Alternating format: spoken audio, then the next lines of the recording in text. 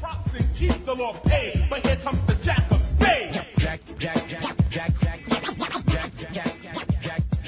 Every hero's got to have his theme music. That one goes out to my hero, Dr. Ron Paul. Welcome back to the show, Ron. How are you doing? Thank you, Scott. Good to be with you.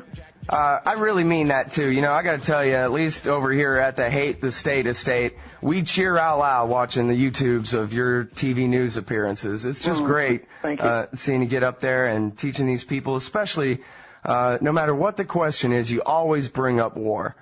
They'll say, Ron, what do you think about Social Security? And you'll say, well, we got to end this empire. Well, you know, they try to separate them into two factions. You know, one is the foreign policy and one is domestic policy. And I argued that you can't separate the two. So if you want more money in our economy and the retired people take care of themselves and you have a free market, you want less war and less spending overseas.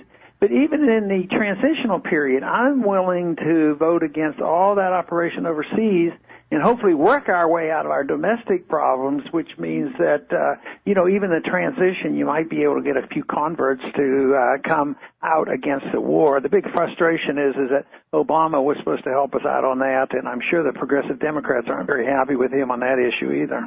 Yeah, well, they certainly don't have reason to be happy with him at all.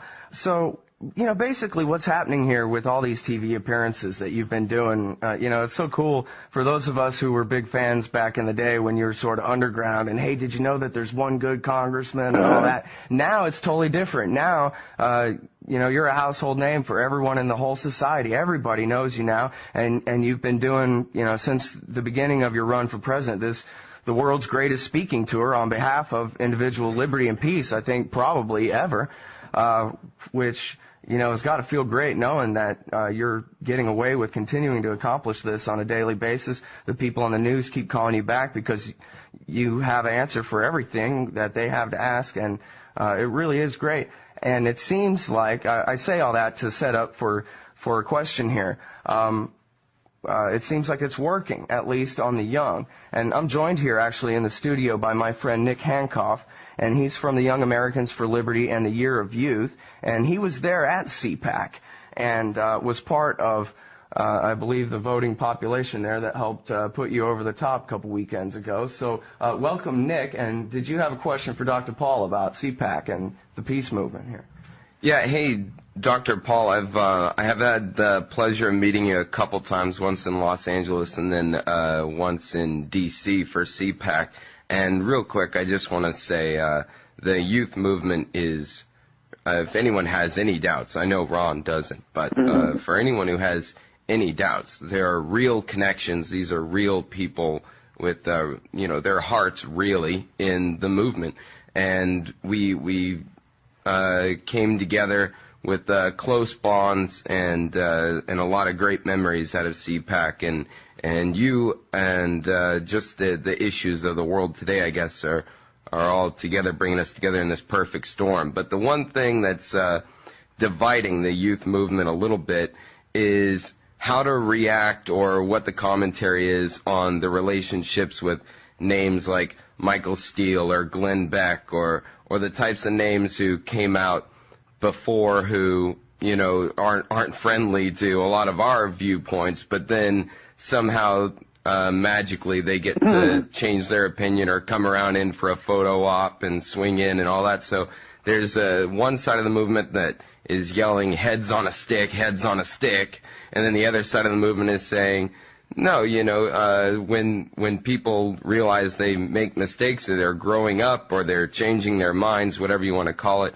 how do you address those issues, and how do you know when someone's being genuine or just trying to use you or influence your movement? I try to ignore the discussion of the personalities. I don't want it to be over personalities, and too often that becomes emotional.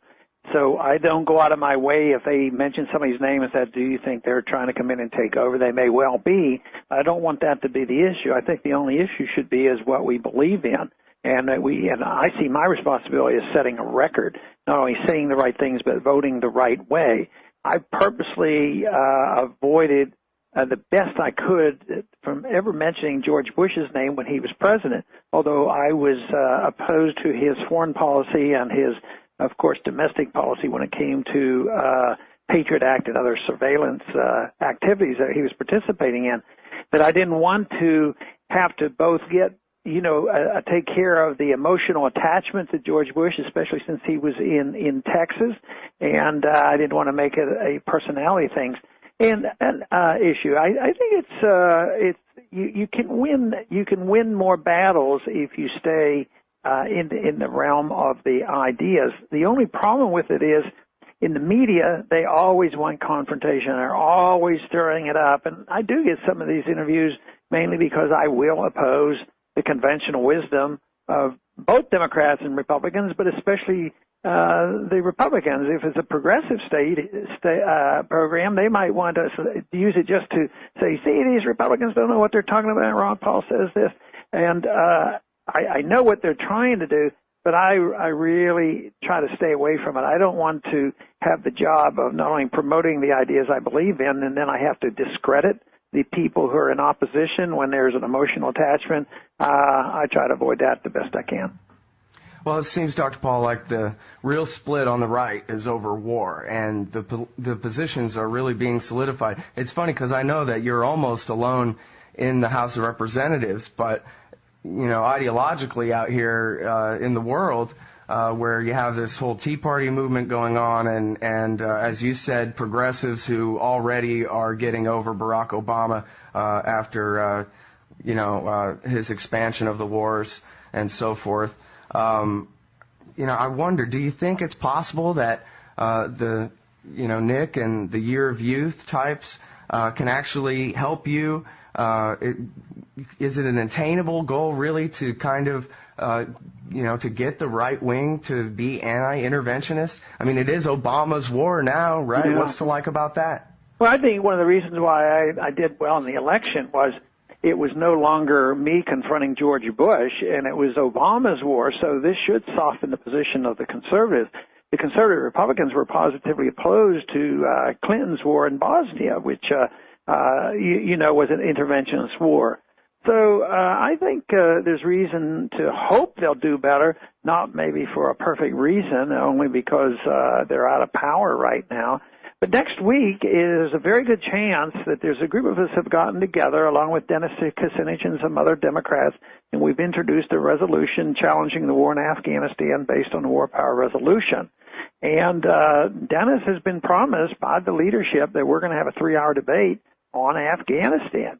We should have had it 10 years ago and 5 years ago. It should be constant, but we're finally going to have a debate because that funding and the promotion of the Afghan war is more likely to come from the Republicans than the Democrats. So I'll be interested in seeing how this comes down. There will be a vote on this, and I'm hoping that we can pick up some more Republican support on this as well as more Democrats for that matter. The Democrats, the anti-war coalition that we worked with against Bush, that has softened on the Democratic side because of the partisan issue. That becomes pretty frustrating. But next week might be an interesting week to see what happens. Yeah, it's too bad. I know foreign policy is not everybody's first issue, but I wish it could be, Ron Paul and Dennis Kucinich and the Peace Party and let the Cheneys and the Obamas have each other, Yeah, that's about right. At least that way, because we have somewhat of an anti-war movement on the left and the right, but it's kind of hard to bring us together. It's good to see you working with Dennis Kucinich on that. I was actually just going to ask you about that, whether you were going to be or not. So that's great to hear that. Let me ask you about money real quick here, Dr. Paul. Well, I'll put it this way. I've got some Austrian economists in my left ear saying that the damage is done, the seeds have been sown, the dollar will be destroyed, it's only a matter of time.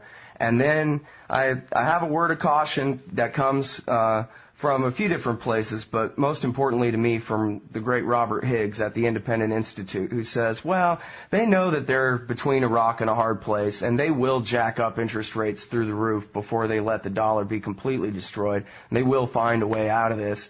or at least they know that they need to. So do you think that it's possible that we actually have time to maybe actually roll back the empire and cut some spending and avoid a total dollar meltdown and the kind of crisis that will come with that?